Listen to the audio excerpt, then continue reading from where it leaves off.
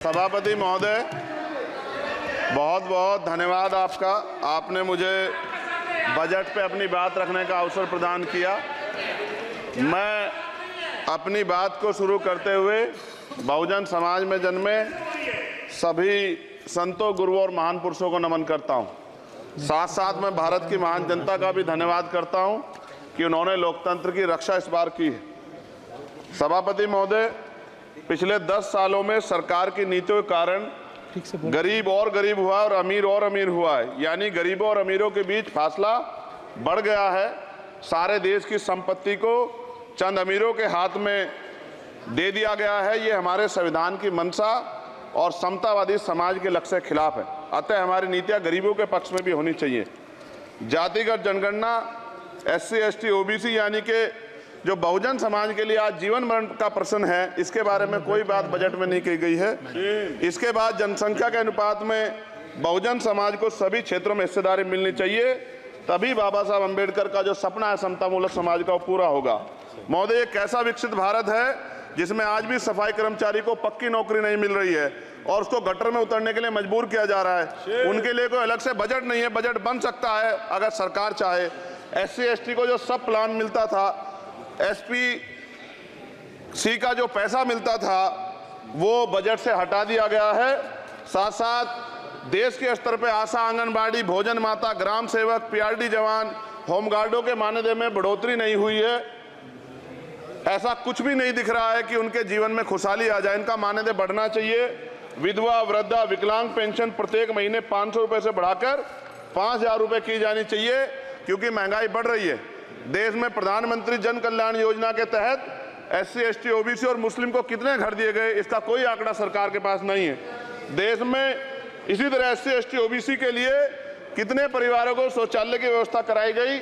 आज भी सिद्धार्थनगर जैसे जिले और तमाम जिले जो है वहाँ शौचालय की व्यवस्था नहीं है। इस पर ध्यान देना चाहिए। देश भर में SC, ST, OBC के जो रिक्त पद पड़े हुए हैं, बैकलॉग भरना चाहिए। सरकार ने कुछ नहीं कहा। ये कैसी विश्व की 5वीं अर्थव्यवस्था है जिसमें आज भी SC, ST पे अत्याचार हो रहा है, महिलाओं के साथ रेप हत्या हो रही है। NCRB का डाटा पढ़ेंगे तो खून के आंसू रोने पड़ेंगे। युवा बेरोजगार है, सड़कों पे 80 करोड़ लोगों को 5 किलो राशन में जीवन यापन करना पड़ रहा है। जो बजट SC, ST को मिलता है, मेरे दाएं तरफ जो साथी बैठे उनको बुरा लगेगा, कर्नाटक में 14,732 करोड़ रुपए इन्होंने दूसरी योजना में लगा दिए और मध्य प्रदेश में आपने 95 करोड़ रुपए जो है दूसरे बजट में लगा दिए। हमारा जो मिलता है उसको तो मत छीनो भाई। MSP की लीगल गारंटी कोई बात नहीं हुई है।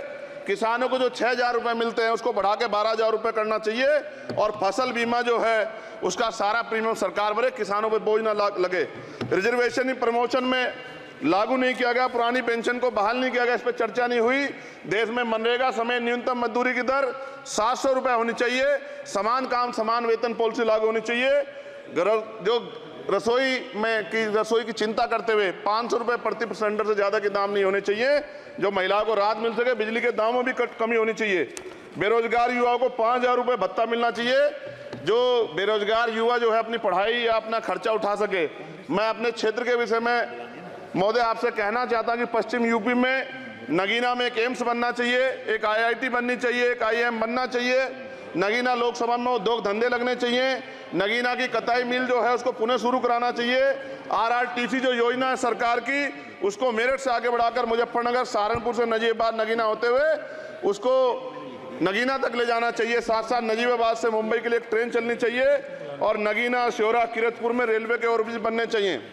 सभापति महोदय, सामाजिक न्याय मंत्रालय को 13,000 करोड़ रुपए दिए गए और जनजाति कार्य मंत्रालय को 13,000 करोड़ रुपए दिए, कुल 26,000 करोड़ रुपए, जो कुल बजट 48.20 लाख का लगभग 0.54% है।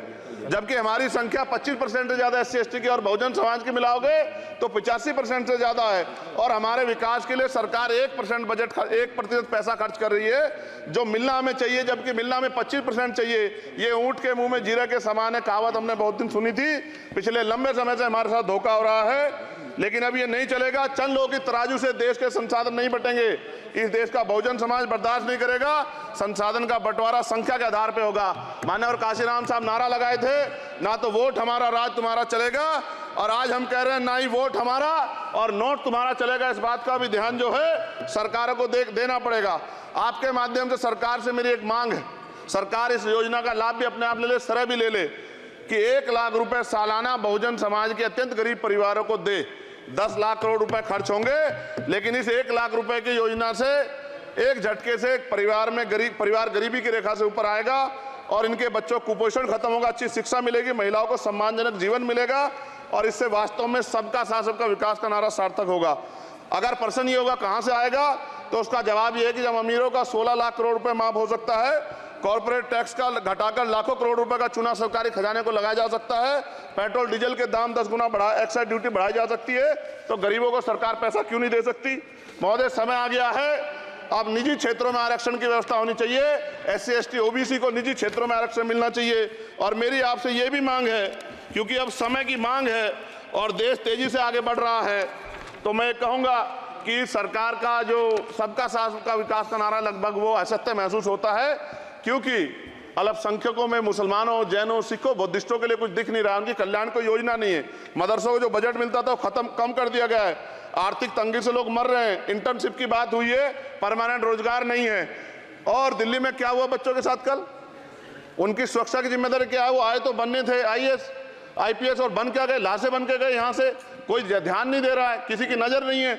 साथ साथ मैं आपसे ये भी आग्रह करूंगा कि हम ग्रामीण क्षेत्रों से आए लोग देश से बड़ा प्रेम करते हैं और हम ये महसूस करते हैं कि सरकारें हमें सुनेंगी, सरकारें हमारे बारे में सोचेंगी, लेकिन ऐसा महसूस हो जाता है आज़ादी के 75 साल बाद, और जिसको अमृत काल कहा जा रहा है, आज भी SC ST OBC के लोगों पर अत्याचार हो रहा है।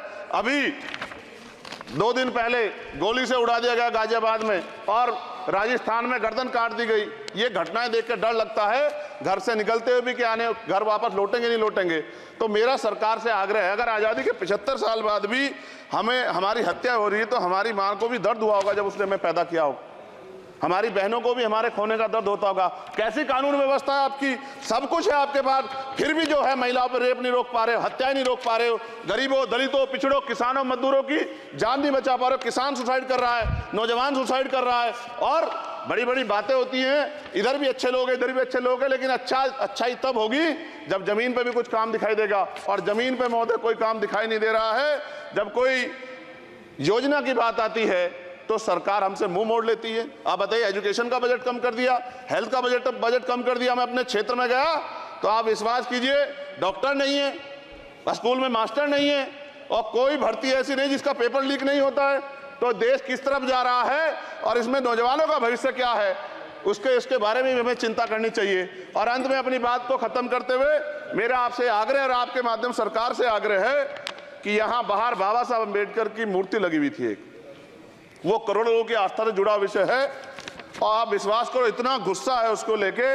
मेरी आपके माध्यम से मैं हाथ जोड़ता नहीं हूं, लेकिन मैं हाथ जोड़ के आपसे आग्रह कर रहा हूं कि प्रधानमंत्री जी, सरकार से हमारी आग्रह कि वो अम्बेडकरवादियों के सम्मान का ध्यान रखते हुए, उनके जो है दिल की पीड़ा को समझते हुए, उनके दर्द का ध्यान रखते हुए उस मूर्ति को पुनः स्थापित करा दीजिए। अगर इसमें कोई राजनीतिक कारण अलग बात है, लेकिन मैं कंक्लूड कर रहा हूं, मगर मैं आपसे कहना चाहता हूं इसमें बहुत गुस्सा है। जिस दिन अम्बेडकरवादी गुस्सा हो जाएगा, वो फिर इस सरकार को जो 24 में आ गई है, वो आने वाले चुनाव में ऐसा सबक सिखाएगा कि दोबारा पलट के नहीं देख पाओगे। तो मैं आपका धन्यवाद करता हूं और मुझे विश्वास है कि सरकार मेरी बातों पे गौर करेगी और गरीबों के बारे में सरकार सोचेगी, गरीबों को आगे बढ़ने के अवसर प्रदान होंगे। धन्यवाद।